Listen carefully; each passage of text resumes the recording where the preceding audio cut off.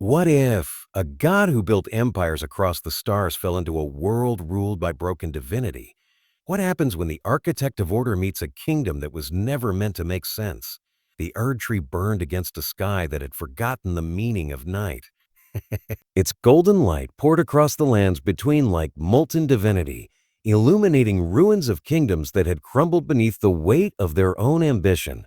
The air hummed with a frequency that spoke of metaphysical boundaries stretched thin by centuries of divine interference. And then, without warning, the sky tore open. Reality split like flesh beneath a blade. The wound in the world shrieked with light so fierce and alien that it burned the eyes of those who looked upon it. From the rupture came fire, not ordinary flames, but a psychic conflagration that existed in dimensions the lands between had no names for.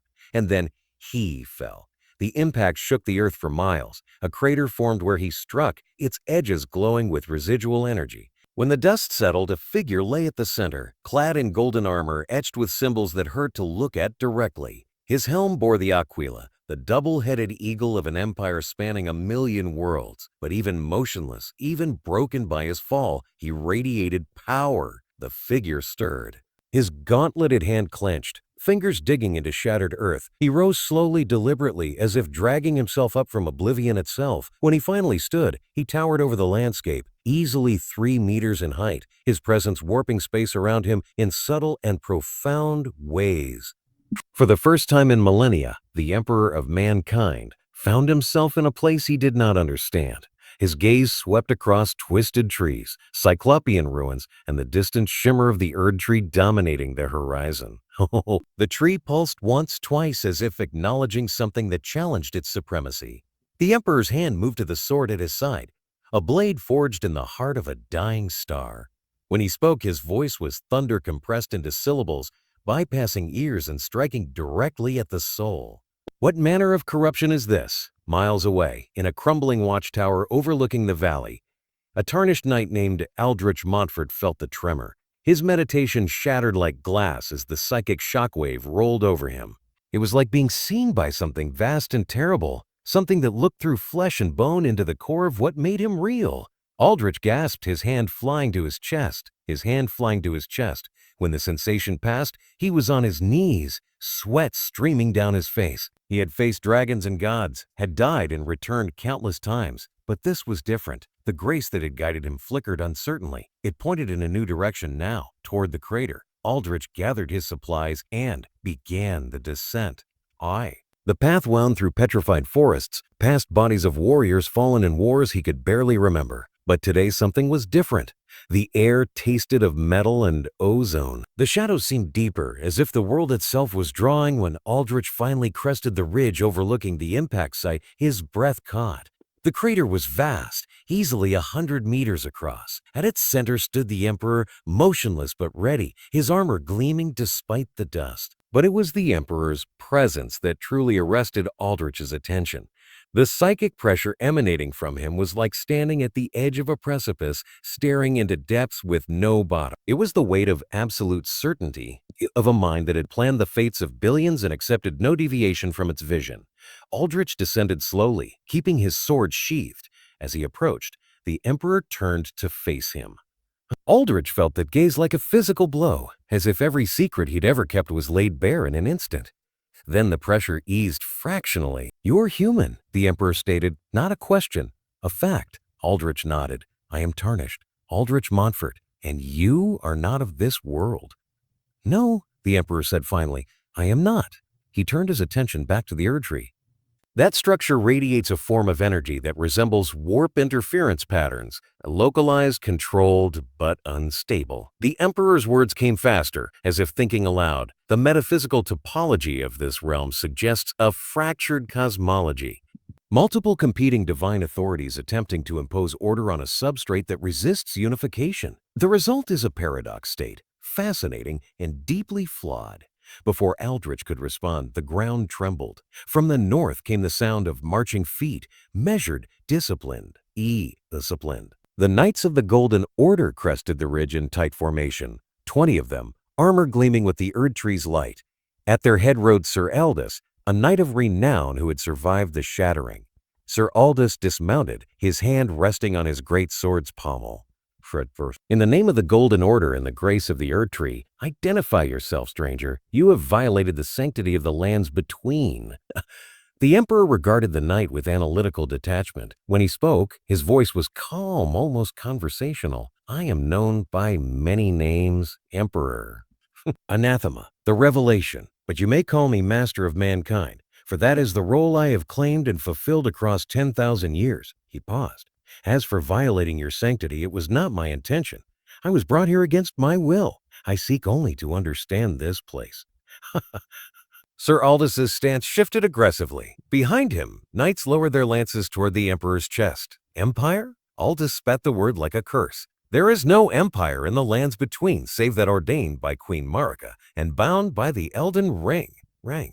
Authority comes from the greater will, from the golden grace. You bear no such grace. You are abomination. The Emperor tilted his head. The authority you speak of is derived from a metaphysical construct that imposes its will through manipulation of fundamental forces. Oh? I have seen such constructs before under different names. Some call them gods, others demons. But they are all the same, parasites feeding on psychic energy, growing fat on belief while offering nothing but servitude. His words hung in the charged air. I do not serve parasites. I eradicate them.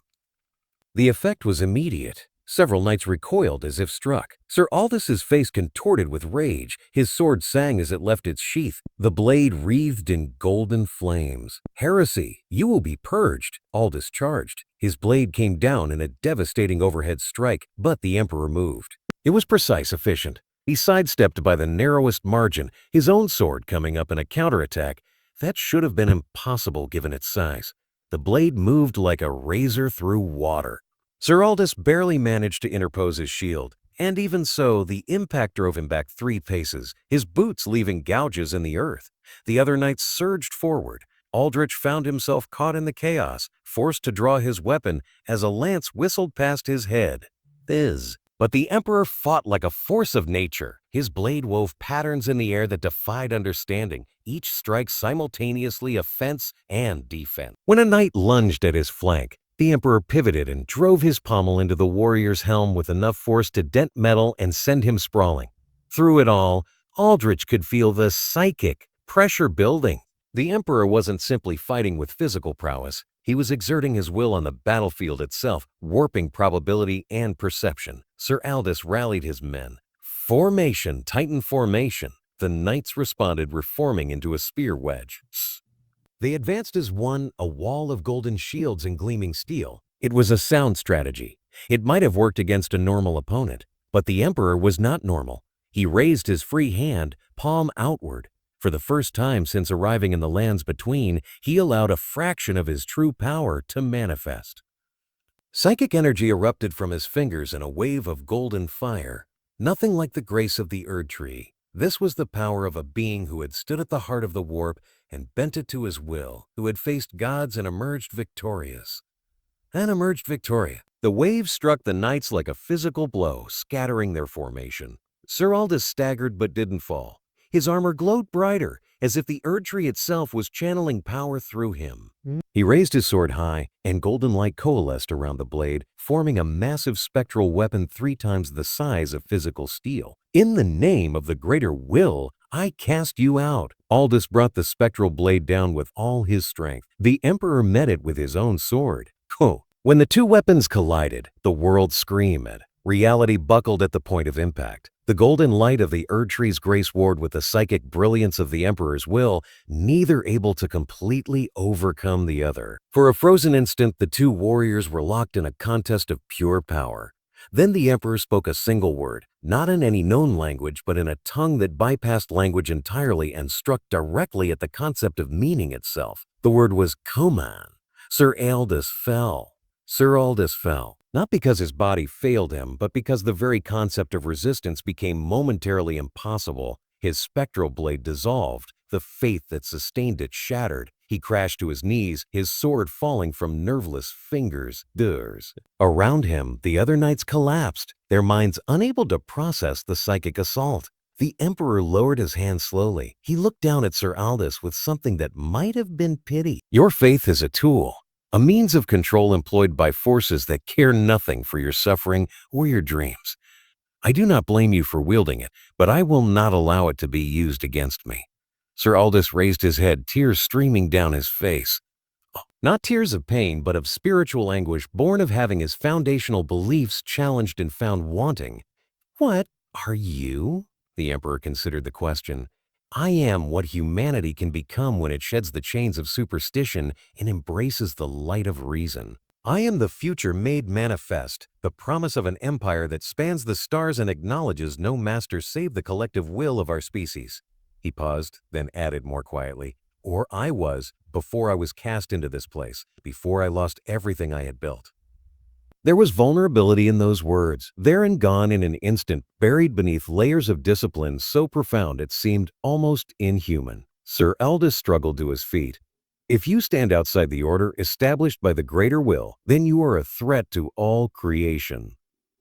The lands between cannot contain two sources of absolute authority. One will consume the other." The Emperor nodded slowly. "Then we are at an impasse. I have no desire to rule this place, but neither will I submit to its laws. I seek only understanding, and if possible, a way home." Sir Aldous' grip tightened on his sword, but then his shoulders sagged. "Then you leave me no choice. I must report your presence to those who command greater authority, the demigods, perhaps even the remnants of Queen Marika herself." He paused with a bitter laugh. "Though I suspect none of them will know what to make of you either." The Emperor inclined his head. "Do what you must. I will not hinder you. But know this, I have faced gods before. I have cast them down and burned their temples to ash. If your masters seek to bind or destroy me, they will find I am not easily subdued." With that, Sir Aldous gathered his men and withdrew. When the knights had disappeared, Aldrich turned back to the Emperor. "You've made powerful enemies today. The Golden Order will not rest until you are destroyed or expelled, and they are only the beginning." The Emperor turned to face him fully. "Then it is fortunate that I have an ally who understands this place. You, Aldrich Montfort, you are tarnished, which means you exist outside the normal hierarchies. You die and return, guided by grace. You have faced demigods and survived. Your knowledge will be invaluable." Aldrich blinked. "You wish me to guide you?" "Yes. In exchange, I will offer you something no one else in this realm can provide: knowledge, understanding of forces your sorcerers can only guess at. I will teach you to see the structures that underpin reality, to manipulate them in ways that transcend your crude magic." The Emperor extended his hand. "And perhaps, if you prove worthy, I will offer you a vision of what humanity can become when freed from the tyranny of gods." Aldrich felt a thrill run through him. Fear and exhilaration mixed. This was dangerous, but it could also provide answers to questions he'd been asking since he first awoke in the lands between. He extended his hand. The Emperor clasped it, and the contact sent a jolt through Aldrich. For an instant, he felt connected to something vast and terrible, a consciousness stretching across dimensions. Then the contact broke. "We should move," the Emperor said. "This location will draw attention. You will guide me to a place where we can observe without being observed, and you will tell me everything you know about the forces that rule this place." They traveled through the night. Aldrich led them along paths known only to the tarnished, routes that avoided major settlements, reachery settlements. As they walked, he spoke, telling the stranger about the shattering, about Queen Marika and her demigod children, about the Elden Ring and the great runes. The Emperor listened in silence, cataloging every detail. When Aldrich mentioned the great runes and how claiming them granted power, the Emperor's questions turned technical, probing the exact nature of that power. "These runes are fragments of a larger construct, the Elden Ring you described," the Emperor said. "When Marika shattered it, she merely dispersed the fundamental principles it embodied, allowing them to be claimed by those with sufficient will. And the Tarnished can claim these runes by defeating their bearers," Aldrich confirmed. "Though the demigods are nearly unkillable. For you. Then we will take the runes by force," the Emperor said calmly. "One by one, we will defeat the demigods and claim their power, not to rule as they do, but to reunite the fragments and restore stability. It is the only logical solution." The casual way he proposed overthrowing gods made Aldrich's head spin. But then he remembered the dragon, remembered how the Emperor had killed creatures that had slain him dozens of times. Perhaps it wasn't madness. Perhaps it was simply the only course that made sense to a being who had never learned the meaning of impossible. As dawn broke, they reached an abandoned manor, a sprawling structure of crumbling stone that could serve as temporary shelter. The Emperor surveyed it critically, then nodded. "This will suffice. We will rest here and continue when darkness returns. But first I must understand these runes, how they interface with living beings and what corruptions may afflict them." Aldrich watched as the Emperor sat cross-legged, placing a corrupted rune he'd taken from a twisted dragon on the ground before him. Golden light emanated from his hands, washing over the rune, penetrating its structure. "Remarkable," the Emperor said, his voice distant. "The rune exists in quantum superposition, both matter and energy simultaneously. It doesn't merely grant power. It rewrites the bearer's metaphysical signature. When all runes are united, they form a complete system, a code that defines reality's boundaries and the lands between. Then the Elden Ring isn't simply a source of power," Aldrich said. "It's the operating system by which reality functions here, precisely. And Marika, by shattering it, fragmented that code, allowing different interpretations to exist simultaneously. The result is metaphysical chaos, the undying dead, the resurrection of tarnished, demigods wielding divine power without divine wisdom. All symptoms of a system operating outside its design parameters." The Emperor's analysis was clinical, detached, but Aldrich saw the implications clearly. If the Elden Ring could be reunited, properly understood, perhaps the cycle could be broken. As Aldrich built a fire in the manor's great hall, he found himself reflecting on what lay ahead. The Emperor spoke of reason and order, of freeing humanity from divine tyranny, but the lands between was littered with ruins of such attempts. What made the Emperor different? What prevented him from becoming just another tyrant? Yet what choice did Aldrich have? The lands between was dying, collapsing under competing divine authorities. If the Emperor offered even a chance of changing that, of breaking the endless cycle, it was worth taking. Outside, the Erd Tree's light continued to pour across the realm, steady and eternal. But Aldrich couldn't shake the feeling that its light was dimmer now, as if even the great tree sensed something that challenged its authority. "We'd